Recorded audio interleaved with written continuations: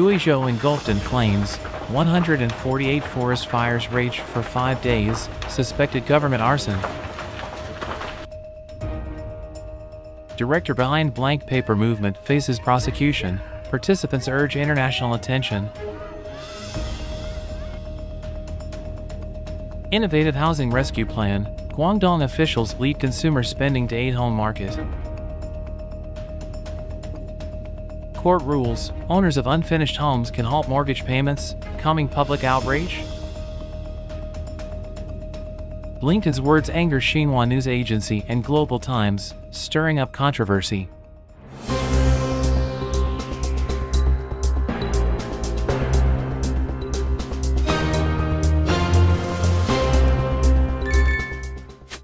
Guizhou engulfed in flames, 148 forest fires raged for 5 days, suspected government arson. In Guizhou, wildfires have been burning for several days, spreading across nearly half of the province. However, this topic is being suppressed, with social media flooded with sensational news orchestrated by the Chinese Communist Party, such as scandals involving teachers and students. Since February 18th, wildfires in Guizhou have been raging for 5 days, affecting half of the province. However, official Chinese media outlets only sporadically report on it, creating an illusion that the fires are confined to isolated areas and under control. Uncontrolled wildfires have destroyed villagers' homes. On February 21st, an elderly woman in Bichia City watched as her hard-built home was reduced to ruins by the wildfires, sitting on the ground and sobbing heartbreakingly. According to information shared by netizens in Guizhou on social media, the wildfires in Guizhou this time are particularly severe, with a wide-ranging scope, affecting multiple areas and seriously endangering people's lives and property. On the afternoon of February 20th, a wildfire suddenly broke out behind the government office building in Shuiqing District, Lupanshui City, Guizhou. The fire was extremely fierce, with the entire mountainside burning and thick smoke billowing. Videos circulating online show that the government office building in Shuiqing District is at risk of being engulfed by the wildfires. Yin Shulu, a self-media writer, stated on February 22 that wildfires have broken out in many places in Guizhou since February 18, coinciding with early spring. The grass and trees are dry, and Guizhou has many mountains, with interconnected mountain ranges, causing the fires to spread rapidly. Almost the entire province of Guizhou has turned into a fiery mountain. In his article, Yan Shulu wrote that since February 18, local residents have been posting videos online pleading for help. One netizen said they were very scared because the fire was right at their doorstep, feeling that life and death were hanging by a thread. From the videos, you can see many houses surrounded by fire. Even more astonishingly, some people deliberately set fires. A post by the Laoman channel on Platform X pointed out that on February 13, a villager surnamed Zhu in Huajie City, Guizhou, set fire to the mountains out of frustration with life. Currently, Chinese police have detained him based on relevant charges and are further investigating the matter. Director behind blank paper movement faces prosecution, participants urge international attention. After the release of the documentary Urumqi Middle Road, which reflects the white paper movement, director Chen Pinlin was prosecuted by the Shanghai authorities. Participants of the white paper movement condemned the political persecution by the Chinese Communist Party, CCP, and called on the international community to pay attention to Chen Pinlin's situation and exert pressure on Beijing. According to Citizen Observation reported on February 21, after the arrest of Chen Pinlin and a female student, the female student was released on bail, but Chen Pinlin has been detained and is currently held in custody in Baoshan District Detention Center in Shanghai. He was arrested on January 5, 2024, on charges of provoking trouble. The case was transferred to the prosecutor's office for review and prosecution on February 18. In the introduction to Urumqi Middle Road, Chen Pinlin said, "I am Director Plato. In November 2022, I personally witnessed a protest on the night of November 26 in Shanghai. This was my first time participating in a political event in China and the first time I voiced my political demands in China." He stated that the government distorted facts, smeared others, and misled many people into thinking that the protests in Shanghai and the white paper movement were orchestrated by foreign forces. He hoped to discuss with the audience why when internal contradictions arise in China, foreign forces always have to be blamed, through his personal experience and feelings of participating in protests. He bluntly said, "The answer is clear to everyone. The more the government misleads, forgets, and blocks, the more we need to speak out, remind, and remember." Frank, who has supported the White Paper protests and currently resides in Germany, condemned the Chinese authorities for suppressing freedom of speech and artistic expression under the pretext of provoking trouble, and called on the international community to pay attention to Chinpinland's plight. Innovative housing rescue plan, Guangdong officials lead consumer spending to aid home market. According to reports from the paper, on the 19th, the Xi'an district government issued an initiative to promote stable and healthy development of the real estate market in Xi'an district under the name of the Spring Festival Series Activities Command Office of 2024. The initiative called on all organizations, enterprises and institutions, and the general public in the entire district to actively respond to the call to take the lead in consumption and actively purchase homes, and to encourage friends and relatives to settle down and purchase property in Xi'an district. The initiative first acknowledges the current relative stagnation of the Chinese real estate market, and the various levels of government have successively rolled out stabilizing the housing market policies. The Communist Party of China Xi'an District Committee and the Xi'an District Government have been actively coordinating through various channels and have taken the initiative to connect with real estate enterprises to benefit the people, jointly launching discounted housing listings with fixed prices. The initiative hopes that the vast majority of cadres and workers will take the lead in consumption and demonstrate leadership, promote the recovery of the real estate market, continuously boost market confidence, and help the entire district's real estate industry achieve stable and healthy development. Court rules: owners of unfinished homes can halt mortgage payments, calming public outrage? Buying a dilapidated property but still having to continue paying the mortgage has sparked discontent and anger among the public, leading to a wave of mortgage halts in China.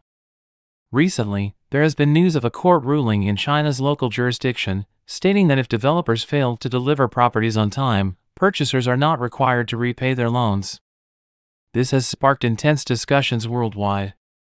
Commentators believe that this case indicates a new policy direction and might be a template for appeasing public anger. In July last year, China witnessed rare protest activities where some homebuyers publicly announced their decision to stop paying mortgages due to the unfinished nature of real estate projects. These properties, sold by bankrupt real estate developers, left buyers unable to move in but still obligated to repay their loans. However, a recent ruling by the Jiaxing Intermediate People's Court in Zhejiang Province stated that if developers fail to deliver properties on time, buyers are not required to repay their loans. Additionally, the Supreme People's Court of China ruled in a case involving disputes over housing finance that due to developers' failure to deliver properties on time, the pre-sales contracts for commercial properties are rescinded. Therefore, the developers are responsible for the mortgages, and buyers are not obligated to repay them. This news has sparked intense discussions globally. Former Beijing lawyer and chairman of the Civil Alliance Canada, Li Jianping, expressed that this marks a change in direction. If all small business owners were to bear this loss, they would be at the mercy of fate. Although they are small in power, there are too many of them. If they were to take to the streets every day for protests, the government might not be able to handle it. Therefore, the government must make the banks bear some of the losses. Even if the banks go bankrupt or encounter problems, they wouldn't have to struggle like the small business owners to protect their rights. Li Jianping stated that these two cases indicate a new policy direction. The Communist Party of China prefers to let the banks bear the losses rather than allowing small business owners to bear them on a large scale because there are too many small business owners in China, estimated to be in the millions. Therefore, if they continue with their previous approach and ignore the personal interests of these small business owners, they might pose a significant risk to the Communist Party's stability maintenance system. So, they are reluctant to continue their previous practices. It feels like they are opening up a bit more, and these two rulings serve as a model, indicating a bit of a template. Blinken's words anger Xinhua news agency and Global Times, stirring up controversy. In the international system, if you're not at the table, you're on the menu. This statement by U.S. Secretary of State Blinken, known as the table menu theory, has angered the Chinese Communist Party's mouthpieces Xinhua News Agency and Global Times. Xinhua News Agency published a commentary on February 21, accusing Blinken's remarks of trying to rally other countries to take sides. They also stated that Blinken's table menu theory illustrates that the basic logic of U.S. politics and diplomacy is the law of the jungle, where the strong prey on the weak. The Global Times published an editorial saying that Blinken's table menu theory essentially means you're either with us or against us. The editorial mentioned that the United States wants other countries to choose sides between China and the U.S., or else they will end up on the menu. The Global Times also mentioned that Blinken had mentioned the table menu theory at a forum in January 2022, stating that in the competition between the U.S. and China, the U.S. needs to ensure it's at the table and not on the menu. Political commentator Lilini believes that the Chinese Communist Party is distorting the meaning of Blinken's words. Blinken's intention is to convey that if a country is not within the international order upheld by the U.S. at the table, it will be within the international order desired by China on the menu, and thus be consumed by China. As Blinken stated, the U.S. is simply offering countries a better choice.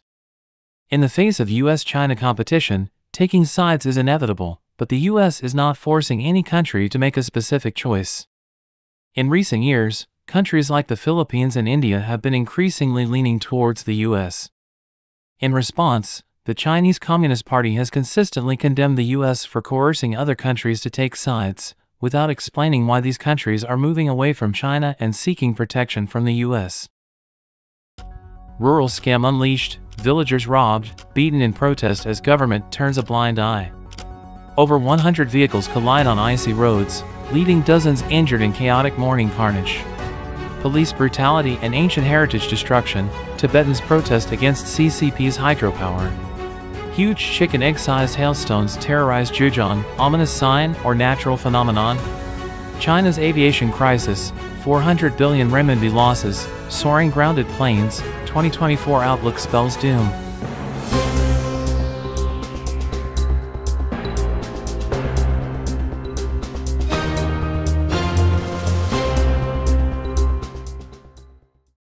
Rural scam unleashed, villagers robbed, beaten in protest as government turns a blind eye. On February 19, over 100 villagers who had deposits at the Yongfeng Farmers Cooperative in Liangshan County went to the county's Petitions Bureau to defend their rights. They demanded the government help them recover their hard-earned money lost to fraud, but were suppressed by Stability Maintenance Police. According to the victims, the Yongfeng Farmers Cooperative was established in 2014 with support from the Liangshan County government. It heavily promoted large-scale planting of pollution-free vegetables and fruits and special crops. Since its founding, officials from Liangshan County, Jining City, and even Shandong Province have publicly endorsed the Yongfeng Cooperative, which was mentioned in some news reports, leaving farmers with good impressions. However, these were only whitewashing and deception by the cooperative. In fact, under the guise of credit cooperatives, it set up departments like the Fund's Mutual Assistance to carry out illegal deposit and loan businesses. It used high interest rates to attract deposits from farmers, promising they could withdraw principal and interest upon maturity. Unfortunately, the villagers believed the promotion and thought it was like a bank since it had cash machines, tellers, and higher interest rates than state-owned banks. Plus recommendations from village officials, many deposited money into the cooperative. By the time they realized it was a scam, it was too late. Since May 2023, 588 victimized villagers have initiated rights defense actions many times, reflecting the problem to Liangshan County government departments and demanding those responsible be prosecuted and their money returned. But there has been no effective response or handling of the matter. At the rights defense gathering on February 19, some depositors knelt before stability maintenance officials and police but were still suppressed. 6 villagers were taken away and some others were beaten by police. Over 100 vehicles collide on icy roads, leaving dozens injured in chaotic morning carnage.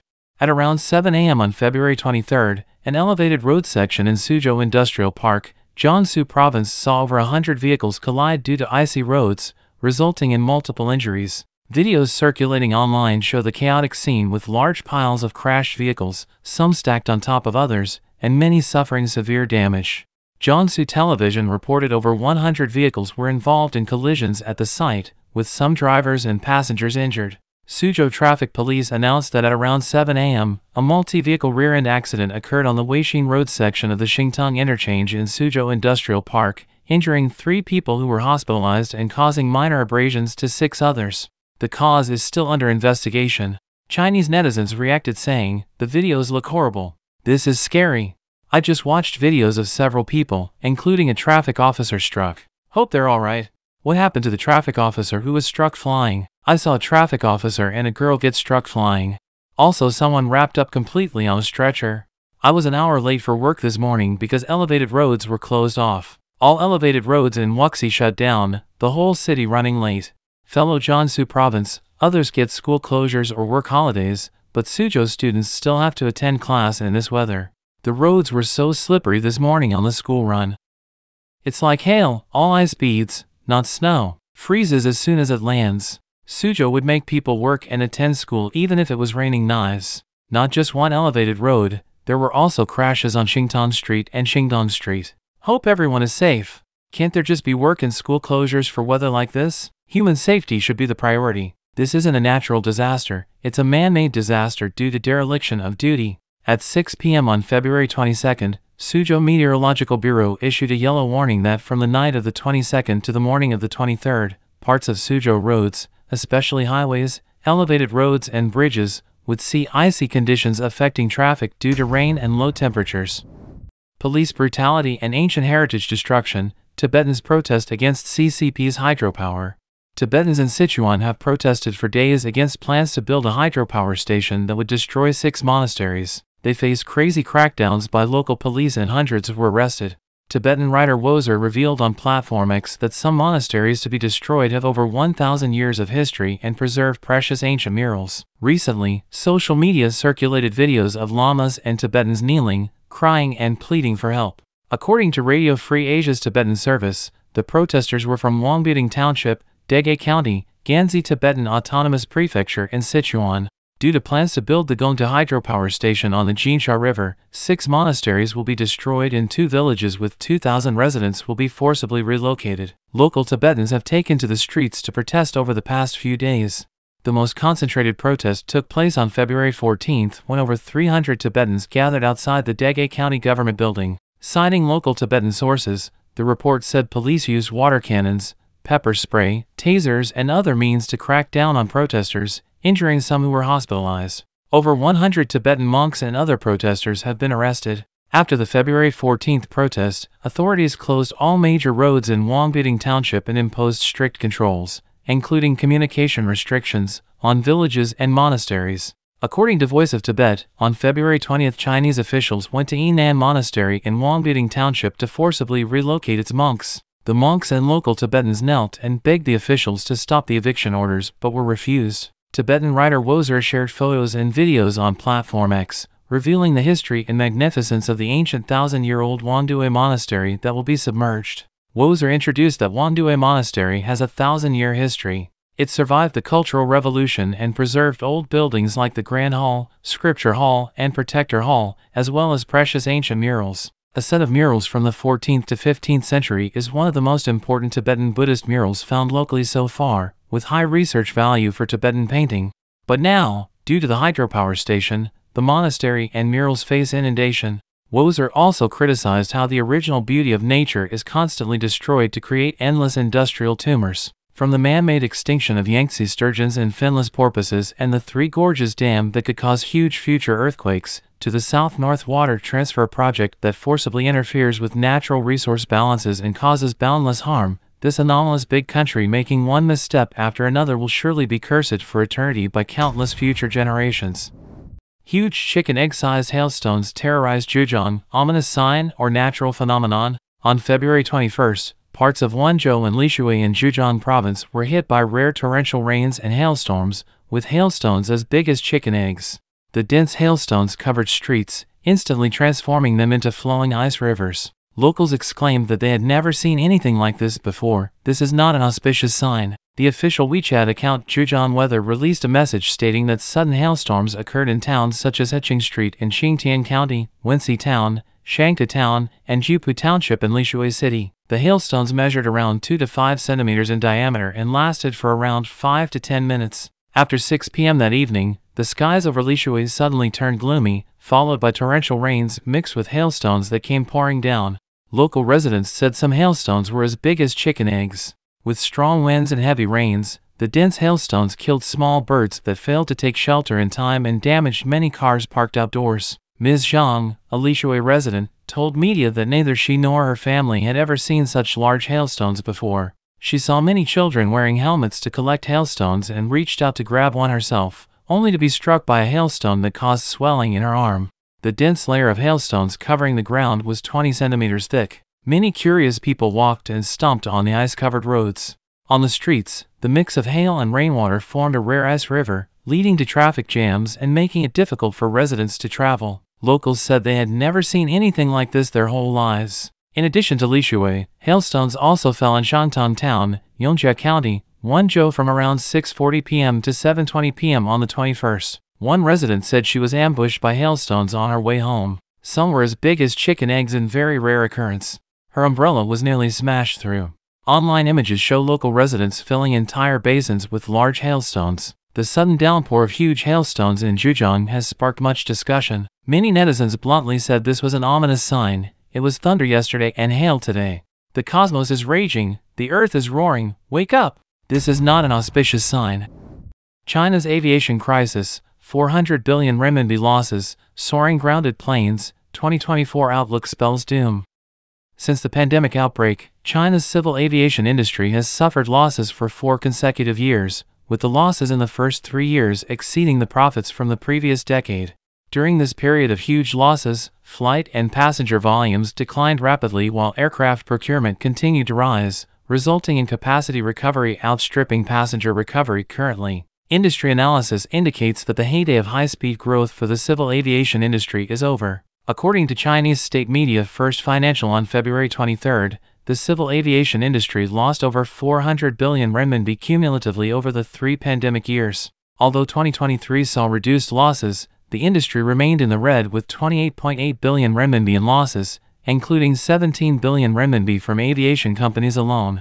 Passenger volumes, especially international ones, have yet to recover to pre-pandemic levels. By the end of 2023, international flight capacity only recovered to 55.8% of 2019 levels. Many wide-body aircrafts originally meant for international routes were forced to compete domestically. The 2020 pandemic dealt civil aviation a huge blow. According to Civil Aviation Statistics Bulletins, the annual passenger volume in 2020 was only 420 million, a 36.7% decrease compared to 2019 and the first ever year-on-year decline since 1989.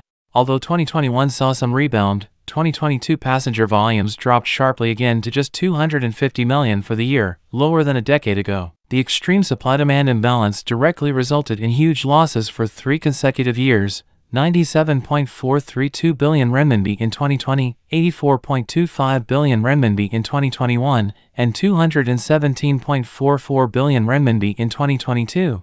The losses in just 3 years exceeded the profits from the past decade. The report states that amid rapidly declining flights and passengers, large numbers of aircraft were forced out of commission for long periods, such as Hainan Airlines revealing 96 grounded planes at one point. In 2022, industry aircraft utilization hit rock bottom, plunging from over 9 hours pre-pandemic to just 4.35 hours. However, China's civil fleet size continued growing through the pandemic, from 3,645 planes at the end of 2019 to 3,717 in 2020, 3,856 in 2021, and 3,942 in 2022. By the end of 2023, the fleet count reached 4,013, a 10% increase of 368 more planes compared to the end of 2019. Nevertheless, 2023 saw slower than expected international flight resumption. According to Flight Master data, overall international passenger flight recovery by Chinese carriers reached just 37.5% of 2019 levels, from less than 10% early in the year to 55.8% by end 2023. With capacity recovery outpacing passenger recovery, aircraft daily utilization rates and load factors for Chinese carriers also failed to recover to pre-pandemic levels. Average daily use per plane was 8.1 hours in 2023, 1.2 hours less than 2019, while average load factor was 77.9%, 5 percentage points lower than 2019. 大家好，我叫陈东波，一个来自河南信阳的农村姑娘。 Hello everyone, my name is Chen Donghua. I am a rural girl from Xi'an, Hunan. I abandoned my old job and, through the trust of clients and help from others, officially established my own company, Minshang, on August 15, 2017. With hard work and experience, I have gained recognition in the fashion industry. On November 28, 2018, my company's headquarters settled in Guangzhou. After a year of hard work, the company established 8 subsidiaries, developed 750 physical stores. As time passed, by the end of 2019, I had more than 500 employees. But nothing good lasts forever.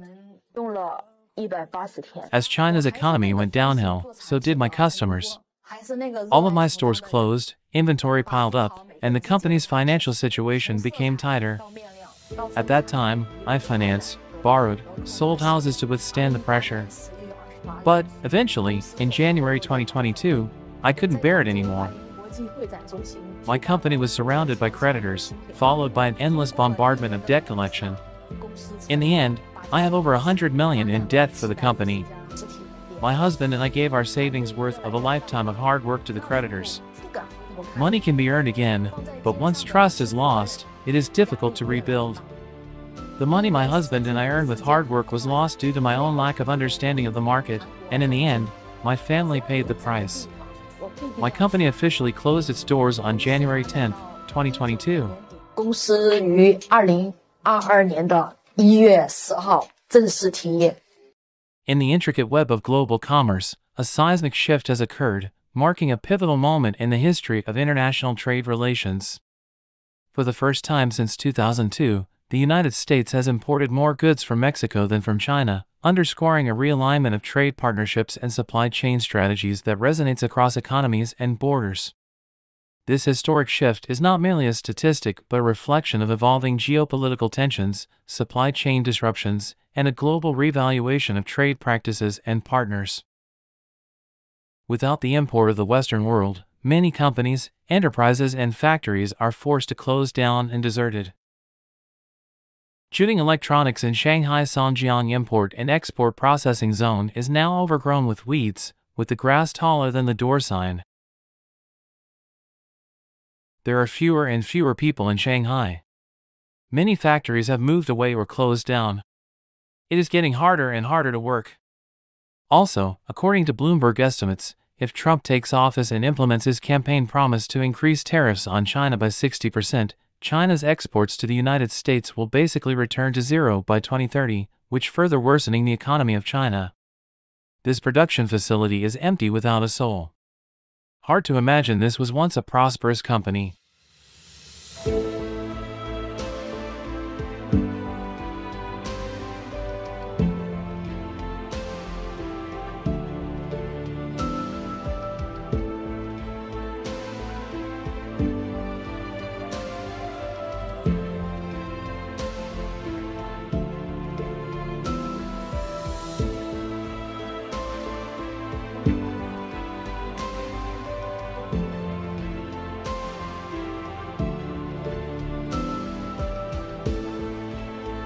Hello，家人们，中午好啊！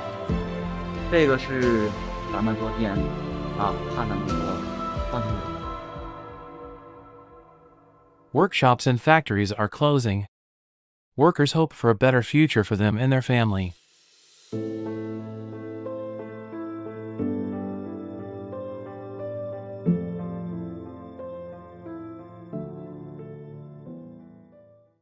Shui Xiaorong, associate professor at Fudan University, shared his view about the topic.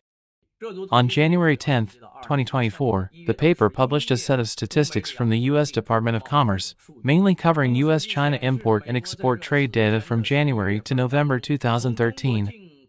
The data shows that U.S. imports from China continue to decline over the previous 11 months. For example, while the U.S. previously imported large quantities of mobile phones from China, it now imports more from India. Some home appliances previously imported from China are now sourced from Vietnam. Based on the changes in U.S.-China economic and trade relations reflected in the U.S. Commerce Department statistics, the paper concluded that in 2023, China may fall from its position as America's largest source of imports for the first time ever.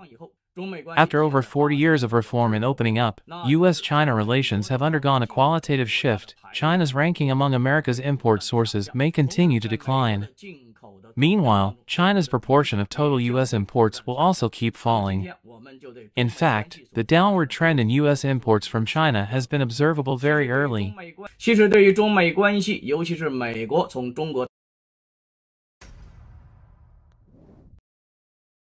Economic and geopolitical forces at play. The backdrop to this shift is a complex tapestry of economic policies and geopolitical events. The scrutiny of the Chinese Communist Party (CCP's) economic activities, alongside President Xi Jinping's austere strict COVID policies, has significantly impacted the Chinese economy. Actions perceived as aggressive by the CCP, particularly in the Taiwan Strait and the South China Sea, have further intensified regional tensions and contributed to a deteriorating relationship between China and the United States in military, diplomatic, and economic spheres. Under the Trump administration, the U.S. began imposing tariffs on Chinese imports in 2018, citing violations of global trade rules. This stance found continuity with President Biden's administration, emphasizing confrontation with the CCP as a rare bipartisan consensus. The introduction of the friendshoring policy by the Biden administration marked a strategic pivot aimed at consolidating supply chains within the U.S. and allied countries, essentially dialing back decades of manufacturing production outsourced to China. Also, making U.S. companies and its allies withdraw from China is also part of the trade war. Samsung Heavy Industries appears to be unwavering in its determination to accelerate its withdrawal from China, despite the risks of overflowing orders and labor shortages. Following the closure of Samsung Heavy Industries in Ningbo, the facility in Rongqing, Weihai, which seems to be the last remaining foothold for Samsung Heavy Industries in China, appears destined for closure and liquidation. Reports indicate that Samsung Heavy Industries has been operating at a loss in China due to export hardship, forcing the company to continually shrink its operations in the country. It's worth noting that Samsung Heavy Industries' decision to withdraw from China was not without prior indications. As early as 2018, the company began gradually reducing its operations in China, redirecting its focus towards markets like South Korea and Vietnam. By 2020, Samsung Heavy Industries officially announced a complete exit from the Chinese market. Analysts suggest that, in addition to operational and management issues, the strained trade and political relations between China and South Korea may have influenced Samsung Heavy Industries' decision. However, specific reasons await an official statement from the company. Teradyne, a well-known American semiconductor manufacturer, recently announced that it will withdraw its manufacturing business worth approximately $1 billion from China. Teradyne's move is due to the impact of the U.S. government's technology export controls to China. Teradyne's Suzhou factory in China is its main production base for semiconductor testing equipment. However, due to restrictions on some parts originating from the United States, Teradyne's Suzhou factory in China is its main production base for semiconductor testing equipment. The company had to consider moving its assembly plants to Malaysia. Mexico's rising precedence in U.S. imports. The global pandemic further exacerbated supply chain vulnerabilities, prompting companies to reassess their reliance on distant suppliers. Mexico has emerged as a primary beneficiary of this strategic shift, with its proximity to the U.S. and lower manufacturing costs making it an attractive alternative. The influence of geopolitical risks, accentuated by the Russia-Ukraine conflict and China's perceived alignment with Russia, has driven companies to diversify their supply chains away from China. Significant investments by multinational corporations in Mexico further illustrate this trend. The trade figures reveal a telling story. In 2023, U.S. imports from Mexico surged to $475 billion, up nearly 5% from the previous year, while imports from China plummeted by 20% to $427 billion. This pivot is not solely a matter of economics but reflects a broader reassessment of geopolitical alignments and the desirability of stabilizing and shortening supply chains. This shift in trade dynamics is a barometer of changing economic winds, signaling a move towards more resilient and politically aligned trade practices. The implications for global trade networks are profound, highlighting the influence of geopolitical tensions on economic decisions and the agility with which countries and companies must navigate this new landscape. The transition of the U.S.-China trade relationship into one where Mexico now stands as a leading trade partner to the U.S. represents not just a change in sourcing preferences but a deeper realignment of global economic structures. Amidst these changes, countries and companies are compelled to adapt to the realities of a world where political, economic, and health crises intermingle, shaping the future of global trade in profound and lasting ways. China's economic landscape shattered by the brutal waves of the U.S.-China trade war. The economic landscape of China has faced significant turbulence due to the escalating trade war with the United States. This confrontation between the world's two largest economies has not only reshaped global trade dynamics but also imposed profound economic repercussions on China, demonstrating the vulnerability of its export-led growth model to international policy shifts. The U.S. government's decision to increase tariff rates drastically on a substantial volume of commodities imported from China marked a departure from decades of trade liberalization, bringing to light the fragility of China's economic prosperity tied to its access to global markets. Qinglin Sanitary Ware, due to hardship, has moved out of Shenzhen, leaving behind an empty factory. The largest factory in Shaojing, Shenzhen, was relocated. Most of the workers left and nearby shops closed down. The imposition of tariffs by the U.S., peaking at 25 percentage points on $50 billion worth of commodities and 10 percentage points on $200 billion more, aimed to penalize China for long-standing grievances over intellectual property theft and forced technology transfer practices. However, beneath the surface of these political maneuvers lies the heavy toll these policies have inflicted on China's economic engines, its exporting firms. Stanford University's China Briefs. Research leveraging exhaustive proprietary data from approximately 20,000 firms in a prefecture-level city in eastern China, reflective of the broader national trend, reveals that the tariff hikes have significantly dented the profitability of Chinese exporters. Despite their efforts to maintain export prices, the tariffs have led to a notable decrease in sales volumes to the U.S., constricting firms' revenue streams and profits. It is not a rare sight to see this scene. The current situation of an industrial zone in Foshan, Guangdong, its glory has become a thing of the past. This economic strife has reverberated beyond corporate bottom lines, affecting the broader Chinese economy. According to the National Bureau of Economic Research, by late 2019, China faced retaliatory tariffs on $100 billion of its exports, NBER. This tit-for-tat tariff escalation constrains the flow of goods, distorting market operations and the efficient allocation of resources. Furthermore, the World Trade Organization outlines that the trade conflict has precipitated a sizable reduction in trade between the U.S. and China, leading to significant trade diversion and the subsequent reconfiguration of East Asian value chains, WTO. These disruptions underscore the trade war's role in unsettling the economic foundation of not only China but also the intricate web of global trade relations. The trade war's impact is not limited to macroeconomic indicators but extends to the livelihoods of the Chinese populace. Innovative research by Davin Shore at Tuck Schools, utilizing satellite imagery to assess economic activity, indicates a palpable decline in manufacturing employment and per capita income in regions most exposed to U.S. tariffs. This decline is emblematic of the human cost of the trade war, translating into lost jobs, diminished incomes, and an exacerbation of economic inequality within China. The U.S.-China trade war has inflicted deep economic wounds on China, challenging the tenacity of its export-oriented growth model and exposing the intricacies of its integration with the global economy. The repercussions of these policy decisions manifest not only in statistical declines in trade volumes and GDP growth rates but also in the diminished economic welfare of millions of Chinese citizens. As the trade war narrative unfolds, it becomes increasingly apparent that the true cost of these tariffs transcends mercurial political victories, embedding itself in the very fabric of China's economic and social landscape. Hongfeng textile workers and families rally in desperation amidst economic collapse.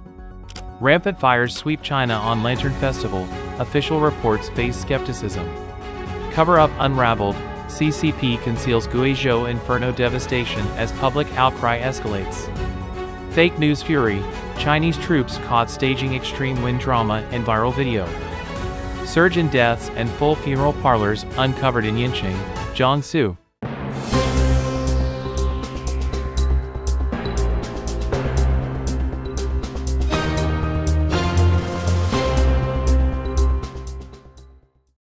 Hongfeng textile workers and families rally in desperation amidst economic collapse. On February 25, textile workers of Hongfeng Group went on strike for the third consecutive day in Wuzhong City, Ningxia. Hongfeng textile workers launched a strike on the 23rd of this month because the company was in arrears with wages and social security as well as medical insurance payments. A netizen shared their view about the situation. The current situation for workers in the factory is very hard. It's difficult to survive. The number of people participating in the protest is increasing as they become more desperate. The factory cannot provide solutions. It's impossible to sustain life with a little bit of salary, let alone none. For female workers, the situation is becoming increasingly untenable. The factory is unable to provide necessary support for them. There are many issues with contributing to the pension fund and medical insurance. Wages are not being dispersed fairly to female workers. It is truly a dire situation. Another netizen said, even when the factory is making money, nobody cares about us. Now, we can't even get a little benefit that we earn. Everyone here is the same. Our family is standing here with us, hoping to escape the situation. According to reports, Ningxia Hongfeng Textile Group is one of the governing units of Shandong Dezhou Hongfeng Group, one of the top 100 enterprises in the cotton spinning industry in the country. In 2013, it invested and built a factory in Lidong District, Wuzhong City. It is located in Area B of Wool Textile Park, Jingji Industrial Park, Lidong District, Wuzhong City. As China's economy went downhill, so did the profit of many factories in all industrial regions in China. One of the primary factors contributing to this issue is the overall economic slowdown that China has been experiencing. Particularly hard hit have been the construction and manufacturing sectors, with the former reeling from government policies aimed at cooling an overheated property market. These policies, while preventing economic overheating, have inadvertently led to halted projects and unpaid wages for millions of workers. The protests started on the 21st this month, when workers gathered at the gate and asked for their rights. With no avail, the protest escalated to even their family joining them. Luckily, no police or any security force suppressed them as the situation becomes tense. Let hope justice comes to these workers. Rampant fires sweep China on Lantern Festival, official reports face skepticism. This year, during the Lantern Festival, fires broke out non-stop in mainland China. As mountain fires raged in the south, at least 3 cities reported building fires, with one high-rise residential building in Jiangsu burning from the bottom up into a huge fiery dragon. February 24th was the traditional Lantern Festival in China. That night, videos circulated showing a high-rise residential building catching fire in Jiangsu City, Heilongjiang Province. The flames quickly spread from the first floor to the 17th floor of the same unit, with raging fire and thick smoke constantly bursting out from the windows on each floor, forming an enormous fiery dragon. A voiceover in one of the videos stated, "From the first to the 17th floor, all of them were burnt through." According to mainland media reports, the fire started in one of the units of a high-rise residential building in Sanjiang Business City. Nearby businesses said the fire broke out around 7 p.m. Other businesses claimed the fire was suspected to have started on the exterior wall before spreading upwards. Local authorities later announced the major fire had been extinguished with no casualties. However, such claims were questioned by internet users. On the same night, online videos showed a huge fire breaking out at a toy store in Longhua Market in Shenzhen, Guangdong, with over a dozen fire trucks arriving at the scene, indicating serious flames. Public information shows Longhua Market is a stationery and toy wholesale market. As of now, there has been no official announcement from the Chinese Communist Party on casualties and property losses. Earlier that morning, videos circulated allegedly showing a residential building catching fire in Shuijia Xinjia Garden in Haishu District, Ningbo City, Zhejiang Province. The videos show a 6-story residential building with fire and thick smoke bursting out from the windows on the top floor, before fire trucks arrive to extinguish the flames. One of the videos shows the water pressure from the fire trucks seemingly inadequate as the water streams fail to reach the 6th floor. But in another video, the water stream touches one fiery window but appears ineffective. Flames burst out from another window on the other side of the building without any water stream shooting in. There has likewise been no official announcement of this incident. In the early morning hours of February 23, a high-rise residential building in Mingshanxi Yuan No. 6 building in Yuwatai District, Nanjing City, Jiangsu Province was engulfed in a major fire that spread from the first floor to over the 30th floor. That day, officials only claimed 4 deaths, before admitting at least 15 dead and 44 injured the next day. That afternoon, a fire also broke out in Tiedayuan neighborhood in Fuxing District, Handan City, Hebei Province. Eyewitnesses said the fire occurred on the 5th floor. A man on the 6th floor was forced to jump off the building. His condition remains unknown. Local authorities only responded that the fire has been extinguished without announcing casualties. Cover-up unraveled, CCP conceals Guizhou inferno devastation as public outcry escalates. The Guizhou mountain fires broke out on February 18 and have been burning for 5 days, impacting half the province. However, Chinese state media has only provided sporadic coverage, creating the illusion that only a few locations caught fire and the fire is under control. According to independent reports, Guizhou is very mountainous. After 5 days, the mountain fire has spread to hundreds of locations across half of Guizhou province. Even with all available emergency personnel deployed, the raging fires across the mountains are now beyond control. The only hope is for heavy rains. Circulated videos show that because many mountain villages are connected, the huge fires have destroyed numerous houses. Many villagers lost their homes overnight. Currently, state media has only reported the deaths of 2 firefighters, likely for positive propaganda needs. But the full extent of casualties and property damage in the disaster area is still difficult to estimate. As more Chinese netizens learn the truth about the Guizhou fires, they are criticizing the CCP's manipulation of public opinion through cover-ups and distraction. Many bloggers are posting videos condemning the barrage of tabloid gossip flooding the screens. They pointedly comment that Chinese people should at least have the basic right to know about disasters happening in their own homeland. Many netizens are also chiming in, indirectly criticizing the authorities for suppressing the Guizhou fire coverage and using celebrity gossip to divert attention. Although censoring media coverage of the Guizhou fires, the CCP is still actively deploying its internet army to steer public opinion and whitewash its image. This includes tactics like glorifying emergency crews to build the regime's credibility. Fake news fury: Chinese troops caught staging extreme wind drama in viral video. It is well known that Chinese media under the CCP's control often manufacture fake news to portray an idealized or powerful image of China and stir up public sentiment.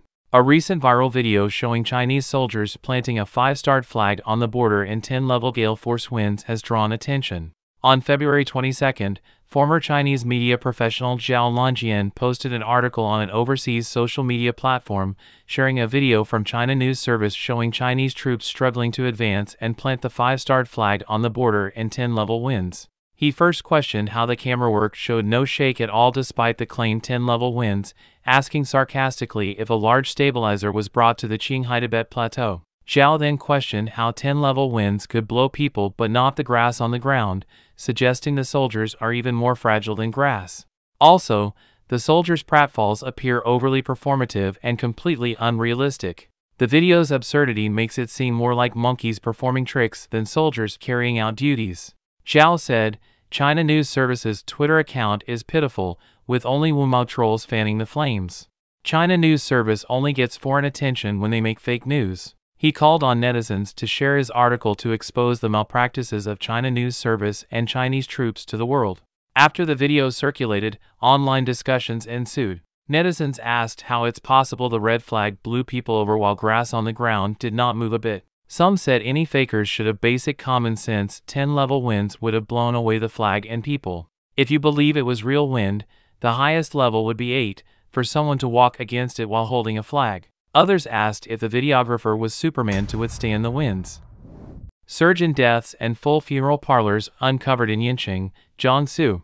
The epidemic in mainland China has never disappeared, but relevant reports from mainland media are almost impossible to find, and information on deaths due to the epidemic has been blocked by the authorities. Recently, people in Yanqing, Jiangsu province revealed that the number of local deaths has increased significantly, the number of people attending funerals has doubled, and the funeral parlors are full. Citizens of Yanqing, Jiangsu, many people died and the funeral parlor was full. Mr. Li, a citizen of Yanqing, Jiangsu province, said that many people have had fever recently and he himself was affected by it. He continued to cough and became hoarse. I know that many people have died recently. The funeral parlor is full and there is no place to put the bodies. He revealed that his friend's mother passed away and it turned out that the body was to be placed in a funeral home.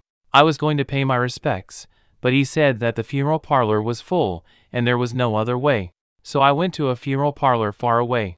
When I went to pay my respects, I saw a lot of people attending the funeral. Mr. Chen, a netizen in the area, told reporter that recently there have been more funerals in the local area, much more than before. In rural towns, my father often presides over funerals for other people. He told me that there are more funerals than before, and the workload this winter must be twice as much as before. Sometimes 2 families a day ask my father for help, and he is too busy, so I declined and could only go to one house. Wang He, a netizen in Suzhou City, Jiangsu province, said that there are more people infected with the virus in the period before the Chinese New Year. I think all those who have fevers and colds this year are infected with the new coronavirus, Chinese Communist Party virus. But now the government no longer mentions the new coronavirus, and there is no word about it. I feel it should still be the new coronavirus. Wang He mentioned that many people have died recently. I know a few people who have passed away. One of my colleagues, who was only 50 years old this year, had cancer and passed away. He was still considered a young adult. He also said that there are many people suffering from cancer now. Among my colleagues in my workplace, there are a lot of people suffering from cancer. There are also a lot of friends who have cancer, and there are also more people suffering from myocardial infarction, cerebral infarction, and cerebral hemorrhage. There are all kinds of strange things. There are a lot of strange diseases now. In front of me lies half a duck, deceitfully passed off as lamb. Today, I'll expose how deceitful vendors in barbecue shops use duck meat to mimic lamb skewers. Start by preparing half a frozen duck and a bit of lamb tail oil. Then, remove the duck skin with a knife and slice the meat into small pieces. Next, cut the lamb tail oil into similar-sized pieces and mix them together in a bowl. Add ginger slices to remove any gaminess, followed by salt for seasoning and lamb marinade. Add 2 drops of lamb essence using a straw, being careful not to overdo it. With these ingredients, the duck meat transforms into lamb, even mimicking its flavor. Mix in some egg white thoroughly. Skip the compound phosphate for moisture retention and add cumin powder instead. Let it marinate for 30 minutes. Skewer the meat according to the ratio of 3 times meat to 2 times fat. Brush with oil and grill or bake at 220 degrees for 15 minutes. The skewers are nearly ready. In recent years, unethical Chinese vendors have been devising new methods of fraud and deceit to make substantial profits. Today, let's explore some of these deceptive tactics used for financial gain. It's bound to be enlightening and may challenge your perceptions. However, it's important to emphasize that our purpose is solely to uncover these fraudulent practices in the industry and provide guidance on how to identify them. Please do not imitate these practices. Fake lamb. A previous viral video shared online by a restaurant owner confidently demonstrates how to counterfeit lamb meat using duck, a not uncommon practice in China. Widespread existence of counterfeit products in China is a glaring reality, and amidst this disturbing trend, the pervasiveness of counterfeit food products emerges as a deeply troubling issue. The proliferation of food fraud not only poses a serious threat to public health but also fosters a pervasive atmosphere of mistrust within society. Today, let's shed light on some of the shocking instances of counterfeit food items that plague the Chinese food market, igniting justified anger and outrage. Let's begin with the fake lamb that you saw at the beginning of the video. How do they produce counterfeit lamb jerky? When it comes to meat, the prevalence of fake lamb and counterfeit lamb chops has become a major concern for consumers in recent times. At a lamb processing facility, reporters had to clandestinely document the utterly appalling lack of hygiene. What they uncovered was beyond shocking: fresh cuts of meat carelessly mixed with putrid, decomposing scraps, some so repulsive they wouldn't even be fit for feeding to animals, let alone humans. This flagrant disregard for basic sanitation standards is not just infuriating, it's an outright betrayal of trust. Consumers rightfully expect food to be safe and uncontaminated, yet these images expose a callous disregard for public health and safety that is utterly reprehensible. During the meat processing stage, lamb is sorted based on its various cuts and then distributed into the market after undergoing inspections. However, certain businesses, in a bid to save costs, resort to blending low-quality or even spoiled meat with chemical additives like flavorings during processing. In terms of taste and appearance, these fraudulent lamb chops closely mimic the real ones, making it nearly impossible to distinguish between them. Some unscrupulous businesses utilize an enzyme as a binding agent, blending duck and chicken meat with beef along with the appropriate seasoning to create counterfeit lamb chops, further adding to the outrage of consumers. Fake beef. The deceitful tactics employed by individuals seeking profit from counterfeit goods extend beyond lamb to include the more commonly consumed beef. Today, we're going to deceive people by using duck meat instead of beef. Let's see how this deceitful scheme unfolds. Our aim is not authenticity, so let's start by removing the duck's webbed feet. We'll season it with salt, chicken bouillon, beef bouillon, 5-spice seasoning, and a touch of concentrated beef broth for an illusion of authenticity. The beef flavor might be too overpowering, so let's throw in some yeast extract for an extra kick. Adding a bit of beef powder should intensify the deception. And of course, let's not forget the preservatives, just in case we can't sell it all today and need it to last longer on the shelves. A few extra drops should do the trick. Mix everything thoroughly in this shameful act of deception. Shocking footage has surfaced revealing the production process of fake beef using plastic in factories, sparking outrage among consumers in China. Report exposes the shocking use of plastic in factories to produce fake beef in China, sparking widespread outrage. Unethical vendors have been caught blending plastic with meat to increase profits, jeopardizing public health. This disturbing revelation underscores the urgent need for stricter food safety regulations and greater oversight in the industry. Would you dare to consume such hazardous meat? As beef prices skyrocket, businesses are turning to cheaper alternatives like chicken, duck, or pork to create synthetic meat, flavored with additives to mimic beef. Today, I'll expose how some unethical eateries substitute duck meat to fake genuine beef. This concoction is essentially processed duck meat with additives like water-retaining agents. Dubious businesses even mix this duck meat with beef essence to pass it off as authentic beef. After thorough mixing and adding starch, we fry the duck meat until cooked, then set it aside. Next, we stir-fry it with peppers, chicken stock, MSG, black pepper sauce, and a hint of soy sauce. This results in a dish resembling beef, but the discerning eye can spot the differences. Genuine beef has a denser texture and chewier consistency, unlike this softer, slipperier duck meat. So, be cautious when dining out and watch out for counterfeit beef dishes. Some manufacturers go to great lengths to replicate the surface texture of beef, making it virtually indistinguishable from authentic beef. They utilize leftover beef scraps, mix them with additives, and create synthetic mincemeat that resembles genuine minced beef. Some even use meat from diseased animals or aged sows to cut costs. Coloring agents are added to replicate the appearance of fresh beef, and some even use eggs, starch, or plant protein to create a fake composite meat that looks and feels like real beef.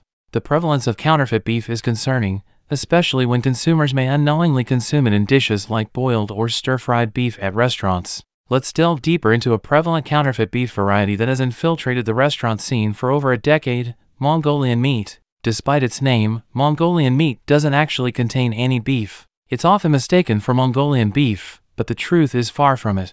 On September 9, 2023, a scandal rocked Inner Mongolia University, the sole 211 university in the Inner Mongolia Autonomous Region. The university canteen was exposed for substituting duck meat in place of beef and lamb, resulting in a hefty fine of 270,000 yuan. Following public outcry, the Market Supervision Administration of Xi'an District, Hohhot, Inner Mongolia, took action on September 4, issuing an administrative penalty notice regarding the use of duck meat instead of beef and lamb in the East Campus canteen of Inner Mongolia University South Campus. The investigation revealed a turnover of 16,374 yuan from the stalls substituting duck meat. As a consequence, the authorities confiscated the illegal earnings and imposed a hefty fine of 270,000 yuan. According to reports from the paper, lamb rolls blended with pork and duck meat are a common occurrence. These rolls, along with beef rolls containing duck meat, are widely available on various e-commerce platforms, often advertised for hot pot, barbecue, and buffet restaurant use. Additionally, there are mixed meat rolls made by assembling meat chunks and adding water for tenderness. Prices for lamb and beef rolls mixed with duck meat range from 7 to 15 yuan per kilogram, while mixed meat rolls are priced between 12 and 30 yuan per kilogram. Pure lamb rolls typically cost between 45 and 60 yuan per kilogram. Given the high selling price of lamb at Super Island Hot Pot, the profit margin is significant. With their adeptness at deception, Chinese traders have made counterfeit products virtually identical to genuine ones, making them difficult to discern. Fake rice. Next, a staple food of China, plain rice. Have you ever witnessed the horrifying production process of plastic rice? Picture this: streams of white plastic endlessly fed into a machine, churning out dough-like substances from the other end. The dough is then processed through wire drawing and threading machines, magically transforming into shiny plastic rice. It's a similar scene in this video: some mysterious gel-like substance poured in, and out comes what appears to be rice. Even the trendy self-heating rice products aren't safe from deception. While the rice in supermarkets boasts clarity and distinct grains, the rice in these meals resembles long, thread-like strands with tiny bubbles inside, hardly resembling real rice. What's being sold is essentially reconstituted rice, made from a mishmash of rice, wheat, and cornstarch, loaded with seasonings and additives. Despite its rice-like appearance, it's nutritionally lacking due to the production process, making it unfit for long-term consumption. Adding to the deception is the rise of natural green rice, supposedly a northeastern Chinese specialty. However, many locals only learned about it recently. Despite claims of being free from colorants and additives, reviews reveal a different story. Ingredients like corn flour, spinach, flour, mulberry leaf powder, fresh bamboo leaf powder, and water dominate the list, everything but rice. Cooked, it looks fresh but fades in color, sticking together like glue and offering a texture akin to chewing on glue. It's a far cry from nutritious food, more like a dental hazard. Fake wine and beer. Even beverages cannot escape the ambition to profit from fake beer, wine, both domestic and imported. Counterfeit liquor is rampant in China, particularly wine, which is a rampant issue, especially with expensive imported varieties being the most common targets. Dishonest traders not only swap out genuine products for inferior ones but also resort to using their own low-quality wines to mimic high-end imports. The video below illustrates their deceitful methods in detail, showcasing just how far they go to produce these fake beverages. Have you ever been fooled by this kind of XO liquor? Today, I'll reveal the secret of how plain water turns into XO. This is a tub of plain water. First, pour in the seasoning according to the proportion of alcohol content. Adding alcohol can generate the aroma of wine and the desired alcohol content. Then, add food coloring to the water, and instantly it turns into the color of XO. But where does the taste of XO come from? We symbolically add some bulk brandy to season it, and that's how a tub of 7,000 milliliters of XO is blended. And yet, the cost is less than 5 yuan. Beverages infused with the essence of life. Quite similar. Continue adjusting the champagne props. Done. Bright color, the liquor is cloudy. Below, seems a bit lacking. Perfect. In recent years, many Chinese businessmen have shown great interest in investing in foreign wineries, and many of these small wineries have turned into channels for counterfeit alcohol. Yet its cost is only half or even a third of the authentic counterparts. Why do so many barbecue and seafood buffet spots provide unlimited draft beer? Today, I'll uncover the process behind this cheap bulk beer, costing less than a cent. It's simple, just 4 steps. First, fill a basin with water. Then, add 2 spoonfuls of malt powder and mix evenly. Notice the beer's color now? Step 2, add some alcohol for flavor. Just a little, we don't want to get drunk. Stir again. The alcohol aroma is there, but we're missing foam, the essence of beer. Add a spoonful of citric acid for zest, and another baking soda for fizz. Did you see how the foam appeared instantly? Incredible! Now the beer has color and texture, but it's missing the beer taste. Add a touch of beer essence for an immediate burst of flavor. Pour yourself a glass now. The video exposes how authentic Maodai bottles are easily replaced with counterfeits, alongside the widespread counterfeiting of high-end baijiu and imported wines. Despite security measures by distilleries, counterfeiters persist, emphasizing the need for stronger anti-counterfeiting efforts. As Chinese society grapples with poisoned milk powder, tainted vaccines, and contaminated classrooms, it's clear that the food crisis is spiraling out of control. The government's feeble attempts at food safety regulation are nothing but empty promises, leaving citizens vulnerable to poisoning. The lack of transparency, legal loopholes, and declining social trust only compound the issue. In a regime of deception and toxicity, navigating life becomes an endless struggle for the Chinese people.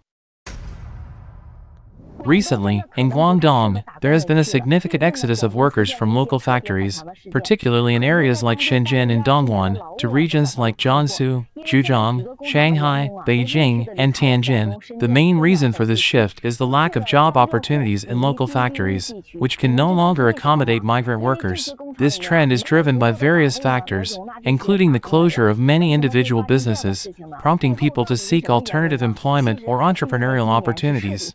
However, the unforeseen decrease in orders due to global events like the decline in demand for masks has further exacerbated the situation, leading to layoffs and reduced wages.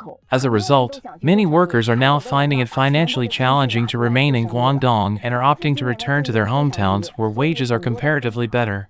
As you know, this year's job market, for example in Dongguan, where over 1,000 manufacturing companies have already closed down, with continuous reports of factory closures, such as the 30-year-old dyeing factory. These closures are numerous. According to incomplete statistics, from 2022 to 2023, over 3,000 companies in Dongguan closed down, with the majority being in manufacturing, over 1,700 companies. Moreover, many factories have closed due to a sharp decrease in orders.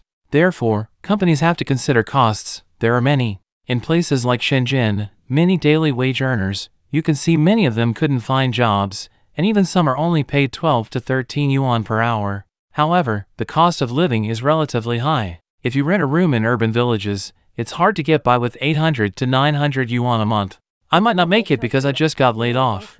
I've just finished resigning after 12 years, and today is my last day at work. They said 2023 would be tough. Every company is laying off people, and I couldn't escape unemployment either. In the morning, I still got up early, took the bus, and went to work as usual. Lunch was also normal, ordering takeout.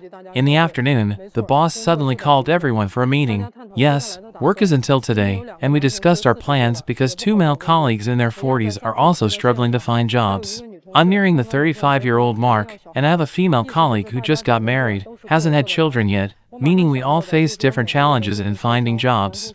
Immediately, I thought about my monthly fixed expenses, rent, utilities, groceries, and credit card installments. I spend about 8,000 yuan each month, not including unexpected medical costs. Living every day without a source of income is making me anxious. Being middle-aged, unmarried, and childless, while it may save on expenses, also means there's no one to share the risks. The employment environment has been poor in recent years. In Beijing alone, millions of companies have closed down, especially hitting the wall at 35. Being laid off feels like hitting rock bottom. Knowing I was about to lose my job, I started sending out resumes, but so far, there's been no response. If I can't find a job soon, I don't know how long I can hold on. I'm a programmer who has been working in a major internet company for 9 years, but I still couldn't escape the crisis at 35. Due to the intense development work in the internet industry for many years, my health is quite tired. Last year, I chose to resign voluntarily to take a break for about 7 or 8 months. This year, after the Lunar New Year, I began reviewing and preparing for job hunting. Starting in May, I began sending out resumes, and from September until now, I've sent out about 200 resumes. I received interviews from roughly 20 companies, but many of them didn't end favorably. The internet market this year is significantly worse than the previous 2 years. In the past, simply uploading your resume to a job recruitment website or platform would attract interest from many companies. However, now you need to actively apply, and many times, there's no response. Most of the companies that do contact you after receiving your resume either don't respond after reading it or don't even check it. When HR from these companies contacts you, they typically inquire about your basic information and schedule an interview. Nowadays, many large and medium-sized companies, as well as smaller ones, screen resumes more strictly. If you're over 30 and have been unemployed for a while, they're unlikely to schedule an interview. In recent years, the continuous decline of the Chinese economy has brought heavy burdens to ordinary people, along with a sharp contraction in the job market, leaving countless people facing unemployment. In such a background, some people, in order to get through difficult times, choose to take risks and engage in illegal businesses to make illicit profits. This situation has become commonplace in China, causing deep concerns in society. The negative impact of China's economy is intensifying, making it increasingly difficult for ordinary people to find jobs. One of the fundamental reasons for this phenomenon is a series of unfavorable factors leading to difficulties in business operations for enterprises, resulting in large-scale layoffs. The ruthless reality faced by the working class makes many people feel hopeless. To make ends meet, they can only seek other ways out. However, as the economy continues to decline, legitimate job opportunities become scarce, and some people choose unlawful means. In this situation, many people have to resort to illegal activities to make a living, taking risks to establish illegal businesses, and attempting to make economic gains through illegal means. This includes a series of criminal activities involving illegal transactions and fraud, which not only exacerbates social insecurity but also poses serious safety hazards to the general public. In this context, a black market economy gradually forms, causing irreparable damage to society. Due to the narrow job market, more and more people can only choose to participate in these illegal activities, further weakening the foundation of the normal market economy. This vicious cycle is deeply eroding the basic order of society, greatly disrupting normal social interactions. Moreover, this situation also has a highly negative impact on the moral atmosphere of society. Driven by the pursuit of economic interests, some people have lost their basic moral bottom line and shamelessly engaged in illegal activities. This not only undermines the trust foundation of society but also seriously undermines public morality. This unscrupulous pursuit of profit is gradually eroding the moral bottom line of society, bringing serious obstacles to the development of society. Behind all this, we have to reflect on the fundamental problems of the Chinese economy, the difficulties in business operations for enterprises, and the tension in the job market. These are the fundamental reasons restricting social development. The short-sightedness of the government in macroeconomic policies has led to the instability of the entire social economy. In this situation, ordinary people cannot find stable jobs and can only be forced to seek other ways to make a living. In addition, the behavior of some lawbreakers has been exacerbated by some social structural problems, such as the widening gap between rich and poor and unequal distribution of resources, which provide excuses for some people to engage in illegal activities. This inequality exacerbates social divisions, with some people choosing illegal means to make a living in the pain of unemployment, which undoubtedly deepens social contradictions. Recently, Shanghai Pudong International Airport Company Limited released its 2023 annual performance report. However, what's shocking is that the losses of Shanghai Pudong Airport for the first 3 quarters widened nearly 9 times year-on-year, reaching 29.82 billion yuan, compared to an adjusted loss of 15.78 billion yuan in the same period last year, representing an 89% increase in losses. This news has also sounded alarm bells for investors and stakeholders of Shanghai Pudong Airport. According to reported data, Shanghai Pudong Airport achieved a revenue of 54.8 billion yuan in 2023, a decrease of 32.79% year-on-year, becoming a major setback in the industry. The significant disparity in the airport's financial condition has investors questioning the management's operational capabilities and sensitivity to market changes. It's worth noting that both Shanghai Hongqiao Airport and Shanghai Pudong Airport have experienced significant declines in passenger throughput rankings among 254 airports nationwide, ranking 7th and 8th, respectively. Passenger throughput decreased by over 50% to 147.116 million and 141.784 million, respectively, indicating a gradual weakening of Shanghai Pudong Airport's attractiveness and a significant decline in passenger traffic, causing a severe impact on the airport's economic operations. Moreover, luxury stores in the airport are also facing significant operational challenges. The closure of a large number of luxury stores this year has led to a shocking scene. What used to be a bustling commercial area has now turned into a deserted place. Empty shop windows and locked doors silently declare the closure of luxury stores, plunging the airport's commercial economy into a downturn and burdening once popular brands with heavy economic losses. Brands once thought the airport was a splendid showcase platform but now find it more like an economic trap. The bankruptcy wave of luxury stores, along with the overall downturn in airport operations, indicates a worrying situation in the operating environment. The prosperity of commercial economy is gone, leaving only desolation and loss. The closure of luxury stores within the airport has pushed the airport's operational environment to an unprecedented low. Businesses originally expected huge profits in this bustling hub, but reality has proven otherwise, making them realize that airport commerce is not a pinnacle but rather a quagmire from which it's hard to extricate. Amidst China's economic downturn, foreign-backed enterprises like Yakult Hansha, a prominent Japanese beverage maker, are feeling the pinch. Recently, its Shanghai arm made a significant decision, letting go of approximately 800 employees, constituting roughly 20% of its workforce. This marks Yakult's inaugural large-scale layoff venture in China, following a series of smaller staff reductions and operational tweaks across its 10 facilities last year. Attributing the move to sluggish sales in the Chinese market, the company also adjusted its profit projections for the fiscal year 2024. Facing a notable decline in daily sales and grappling with uncertainties surrounding China's economic trajectory, speculation looms over Yakult's potential relocation of additional manufacturing facilities beyond Chinese borders. Since its establishment in 1935, Yakult, the renowned Japanese yogurt drink, has experienced remarkable growth. In 2021, it made its entry into the Chinese market via Guangzhou, swiftly expanding its presence by setting up multiple subsidiaries and production facilities nationwide. Its signature product, the live culture drink encased in the iconic red bottle, gained widespread popularity, witnessing a surge in daily sales from 59,000 bottles in 2002 to a staggering 7.6 million bottles in 2020. However, beginning in 2021, Yakult faced a downturn in daily sales in China, plummeting to 4.9 million bottles in the initial quarter of 2023. Various factors contributed to this setback, including economic hurdles, sluggish market demand, and the aftermath of the Fukushima Daiichi nuclear power plant's treated water discharge. Despite Yakult's products being manufactured within China, the restrictive stance of the Chinese Communist Party towards Japanese goods exacerbated the company's challenges. Amid China's grappling with economic slowdown and mounting social issues, the CCP has resorted to shifting blame onto foreign entities, particularly targeting Japanese corporations, to divert attention from its own internal struggles.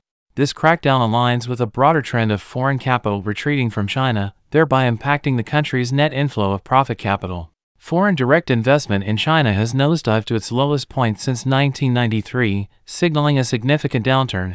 Statistics released by the China State Administration of Foreign Exchange paint a grim picture, with FDI liabilities plunging to a mere $33 billion in 2023, marking an alarming 82% decrease from the previous year. The net inflow of foreign investment during the first 3 quarters of 2023 staggered to a mere $15.5 billion, plummeting over 90% compared to the same period last year. The third quarter saw a historic first with a negative value, a stark departure from previous records dating back to 1998. While there was a marginal improvement in the fourth quarter, direct investment liabilities remained substantially lower than the previous year. Escalating tensions between the United States and China, coupled with persistent crackdowns on foreign enterprises, have acted as deterrents for further investments in China by foreign-funded companies. Surveys conducted by American and Japanese chambers of commerce underscore the apprehensions among member companies, with a considerable percentage expressing reluctance or indicating plans to scale back investments. The Chinese Ministry of Commerce reported a decline in the actual utilization of foreign capital in 2023, and data from the Institute of International Finance indicates significant withdrawals from China's stock and bond markets. Analysts anticipate a hastening of the exodus of foreign capital, which could have far-reaching consequences for China's economy and financial markets. Global investors are increasingly divesting from Chinese onshore stocks, further exacerbating the situation.